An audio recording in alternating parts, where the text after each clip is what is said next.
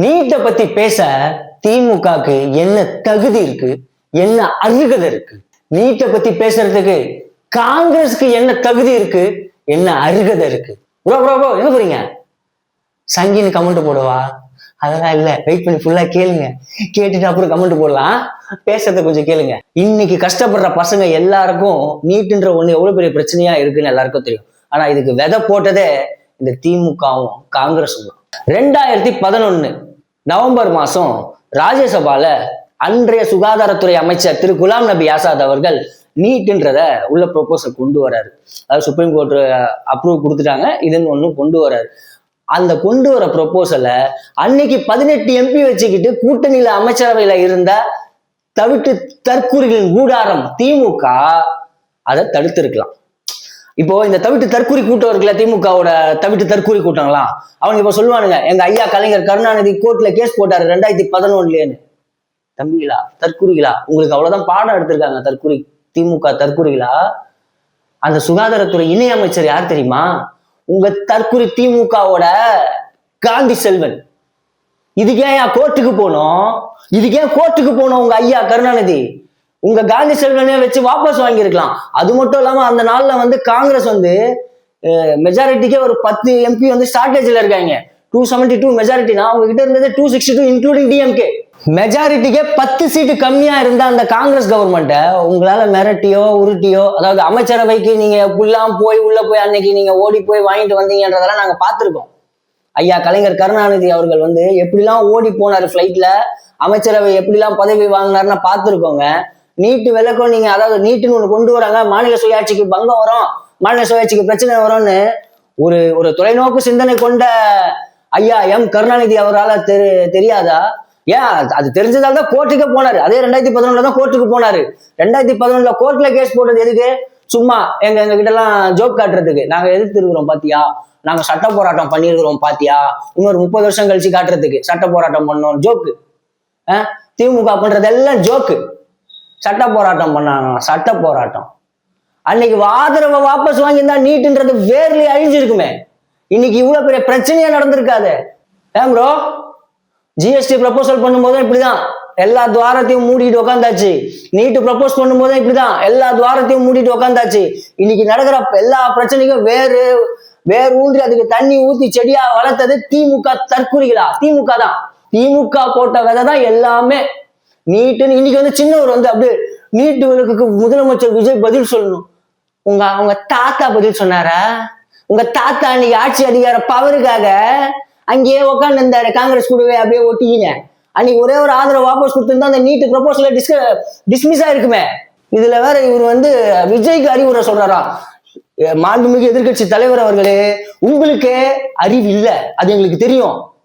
உங்களுக்கு அறிவு இல்லைன்றதால் தான் நீங்க அடுத்த முதலமைச்சர் ஆயிடுவீங்கன்றதால தான் திமுகவே தோக்கடிச்சிருக்கோம். அது உங்க அப்பாவுக்கு புரிஞ்சிருக்கும்னு நினைக்கிறேன். ஆனா உங்களுக்கு இன்னும் புரியல போல இருக்கு. நீங்க ஒரு முட்டாள் எதிர்கட்சி தலைவர், முட்டாள். நீங்கள் ஒரு முட்டாள்.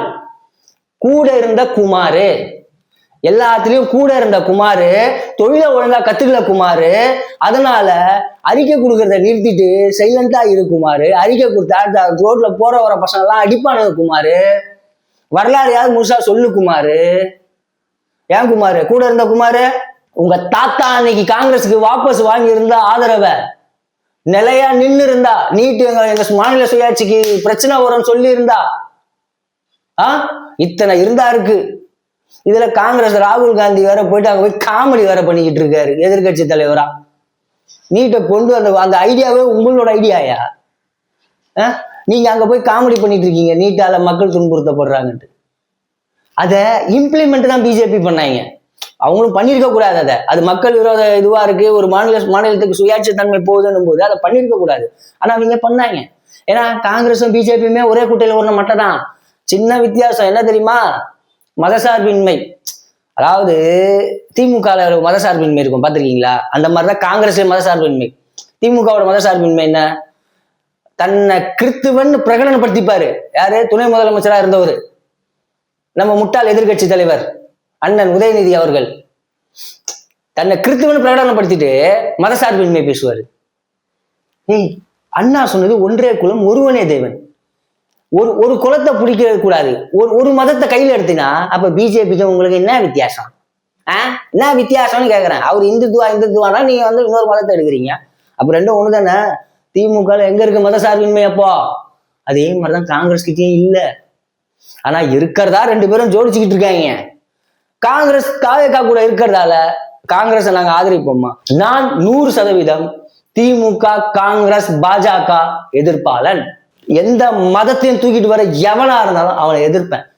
எந்த இனத்தையும் தூக்கிட்டு வர எவனா இருந்தாலும் அவனை நான் எதிர்ப்பேன். சோ நீட்டை கொண்டு வந்தது திமுகவும் காங்கிரஸும், அதுக்கு மூளையா இருந்தது திமுகவும் காங்கிரஸும். நீட் எதிர்ப்புன்னு இங்க டிராமா போட திமுகவுக்கோ காங்கிரஸுக்கோ அருகதை இல்லை. இன்னொரு விஷயம் என்னன்னா, அவங்க யாரும் போராட்டத்துல வந்து நீட்டு விலக்கே கேட்கல. அவங்க போராட்டம் பண்ற கண்டென்ட்டே வேற. இந்த சின்னவர் இருக்கிறார் பாருங்க, இங்க முட்டாள் எதிர்கட்சி தலைவர், அவருக்கு வந்து கரெக்டா கன்வே பண்ணல, இல்ல தூக்கத்துல அரை தூக்கத்துல எந்திரிச்சு ட்வீட் போட்டாரா என்னன்னு தெரியல. அதாவது இவங்க தாத்தா ஒரு அறிக்கை கொடுத்தாருன்னா, நல்லா 2006 அந்த காலகட்டத்துல செய்தி சேனல்ல வேலை பார்க்கும்போது இவங்க தாத்தா கொடுக்குற அறிக்கையை வந்து டீகோடிங் பண்ணுவோம். அதுக்கு ஒரு 10 பொருள் வரும். ஒவ்வொரு கண்டென்ட்டுக்கும் ஒரு 10 பொருள் வரும். நான் மனுஷன் எப்படி பண்றாங்க, தாத்தா பேரை கெடுக்கிறதுக்கு அப்பா பேரை கெடுக்கிறதுக்குன்னு குடும்பத்துல ஒரு புள்ள பிறக்கும் தெரியுமா? அதான் லா கட சாந்தி. அதுக்கும் லாய்க்கு இல்லைன்னா அங்க இருந்து வந்தது பார்ட்டி. இங்கே லாய்க்கு இல்ல. கூட இருந்த குமாரு கடைசி வரைக்கும் கூட தான் இருக்கணும். பக்கத்துல ஏதாவது கூட இருந்தா அதை எடுத்துக்கிட்டாவது கூட நில்லுங்க. அடுத்து நம்ம தற்குறி தலைவன் பிரசன்னா, தமிழன் பிரசன்னா அப்படி சொல்லக்கூடாது, தற்குறி பிரசன்னா. அதாவது இது தேர்தல் அறிவிச்சப்போ எல்லாரும் வந்து என்ன சொன்னாங்கன்னா, தாம்பரம் சட்டமன்ற கில்லி சரத்லாம் வந்து ஜெயிப்பாரு. அப்புறம் வேளச்சேரியில ஒரு சட்டமன்ற உறுப்பினர் அவரு தான் ஜெயிப்பாரு இப்படிலாம் சொன்னாங்க. நான் திமுகவோட கேண்டிடேட் லிஸ்ட் எடுத்து பார்த்தோன்னே நான் ஒண்ணு சொன்னேன், எக்மோர் ராஜ்மோகன் 100% அடிக்கிறாப்லன்னு. ஏன்னா ஆப்போசிட் கேண்டிடேட் நம்ம தற்குறி பிரசன்னா. இந்த பிரசன்னாவுக்கு ஆப்போசிட்ல இருக்கிறவங்க இழிவுபடுத்தாம பேச தெரியாது. ஆத்தாவுக்கு என்ன ஆசைன்னா 10 பவுன்ல 1000 ரூபாய்க்கு நகை கொடுத்தா தான் 1000 ரூபாய் மதிப்பேன். இந்த தற்குறி போய் மக்களுக்கு சேவை பண்ண போதா? எக்மோர் மக்கள் ஒண்ணு முட்டாள் இல்ல. இந்த தற்குறி அங்க போய் மேடையில நின்று யாரையா கேட்கும், என்னம்மா தங்கெல்லாம் சொல்லிக்குது 1000 ரூபாய் போட்டாங்க போல இருக்குது. தற்குறி பிரசன்னா ஏதோ டிபேட் ஷோல அவரோட கூட்டாளி நெல்சன் கூட நின்றுட்டு இருக்கு. ஏதோ நெல்சன் அப்படியே அலோவ் பண்ணுவாப்ல. நெல்சன் எவ்வளவு பெரிய திமுக சொம்புன்னு எனக்கு தெரியும். அப்படியே அலோவ் பண்ணுவாப்ல நெல்சன் நியூஸ் தமிழ்ல. காங்கிரஸ் நன்றி உணர்ச்சி இல்லாத காங்கிரஸ் ஒரு வார்த்தை தற்குறி பிரசன்னா பேசும்போது அப்படியே அலோவ் பண்ணிக்கிட்டே இருப்பாரு. ஏன்னா எல்லாம் ஒரே பேட்ச்மேட்ஸ், ஒரு சர்வாதிகாரத்தினுடைய தனத்தோட திமுகவோட ஒரே பேட்ச்மேட்ஸ். அதனால வந்து அப்படியே அலோவ் பண்ணி பிரசன்னாவை விடுவாப்ல. பேசட்டும் பிரசன்னா செய்யட்டும். பிரசன்னா நம்ம ஏன் செய்யட்டும். செஞ்சுனே இருக்கும்போது எவனோ ஒருத்தன் ஏதாவது கண்டுபிடிச்சிட்டானா உடனே உள்ள வந்து இல்ல அப்படின்னு வர்றது.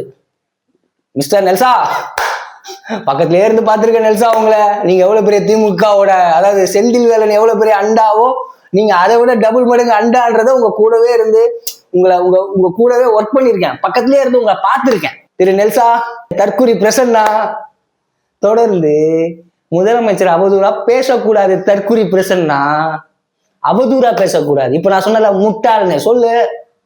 தற்குறி பிரசன்னா தற்குறி சொல்லு. முட்டாள் முதலமைச்சருங்க, இந்த முடிவை முட்டாள்தனமா எடுத்திருக்காருங்கன்னு சொல்லு. கேட்கக்கூடிய காது இருக்கு. அவர் பேர் ஸ்டாலின் இல்ல கேட்காம உக்காண்டு இருக்கிறதுக்கு. அவருக்கு பேரு சி ஜோசப் விஜய். யார் என்ன கருத்து சொன்னாலும் கேட்கிறாப்ல. நீ சொல்லு, உன்னோட தோரணை தப்பா இருந்தாலும் அது வேற ஒரு டோன்ல இருந்தா கூட முட்டாள் முதலமைச்சரே முட்டாள்தனமான முடிவு எடுக்காதீங்கன்னு கூட சொல்லு. ஆனா நீ சொல்ற முடிவு சரியா இருக்கணும். நீ சொல்ற முடிவுல மதசார்பின்மை இருக்கணும். உங்க சின்னவர் இருக்காரு பாரு, நான் ஒரு கிறிஸ்டின் ஆனா எங்க கட்சியில மதசார்பின்மை, நாங்க வந்து மதசார்பின்மை உள்ள கட்சின்னு பேசுறாரு பாரு. அந்த மாதிரிலாம் இருக்கக்கூடாது. தற்குறி பிரசன்னா திமுகவோட ரீல் எல்லாம் அறுந்து போச்சு. திமுக, காங்கிரஸ், பிஜேபி இந்த மூணுத்தையும் ஒழிக்காம நாங்க போக மாட்டோம்.